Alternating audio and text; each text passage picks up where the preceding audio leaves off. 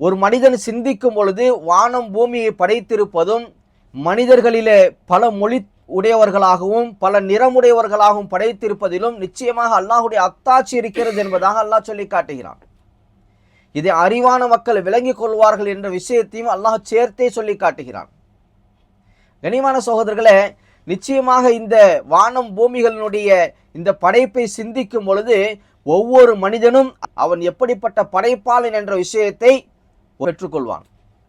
இப்ப ஒரு பொருளை நம்ம எடுத்துக்கிட்டோம் அப்படின்னு சொன்னா அந்த பொருளிலிருந்து வெளிவரக்கூடிய ஒரு பொருள் அதே போலதான் இருக்கணும். அதுதான் இந்த உலகத்தினுடைய நியதி.